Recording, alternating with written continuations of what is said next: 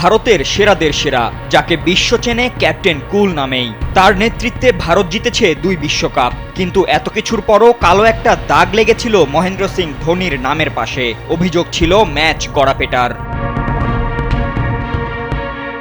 2013 সালে আইপিএলে চেন্নাই সুপার কিংসের অধিনায়ক থাকাকালীন ধোনি ব্যাটিং কেলেঙ্কারিতে জড়িত বলে প্রচার করেছিল 2 চ্যানেল, জি নিউজ এবং নিউজ ন্যাশন নেটওয়ার্ক, যেখানে ধোনির পাশাপাশি নাম জড়ানো হয়েছিল চেন্নাই সুপার কিংসেরও। এমনকি তদন্তের পরে 2016-17 সালে আইপিএল থেকে চেন্নাইকে বহিষ্কারও করা হয়েছিল।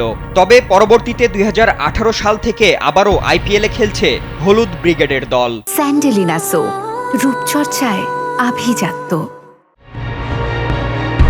যদিও অভিযোগ ওঠার পরপরই এই খবর ভিত্তিহীন বলে উড়িয়ে দিয়েছিলেন ভারতের ক্যাপ্টেন কুল।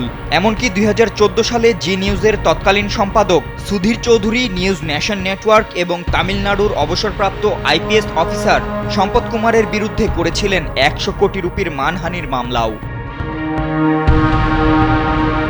তবে মামলাটি গেল 1 যুগ ধরে সীমাবদ্ধ ছিল ফাইলের মধ্যেই, কিন্তু শেষ পর্যন্ত আলোর মুখ দেখতে যাচ্ছে সেটি। গত 11 আগস্ট মাদ্রাজ হাইকোর্ট মামলাটি শুনানি শুরুর নির্দেশ দিয়েছে।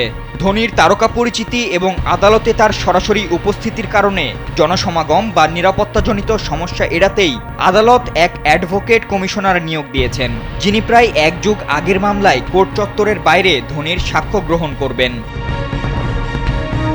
ধোনির আইনজীবী জানিয়েছেন, আসামিপক্ষের আইনজীবীদের প্রশ্নের উত্তর দিতে প্রস্তুত ধোনি। তাকে অক্টোবরের 20 তারিখ থেকে ডিসেম্বরের 10 তারিখের মধ্যে যখন খুশি ডাকা যাবে। যে কোনো জিজ্ঞাসার জন্য প্রস্তুত তিনি। এখন দেখার বিষয় শেষ পর্যন্ত এই মামলায় ধোনি সুবিচার পান কিনা। ফাতিন ইশরাক, কালবেলা।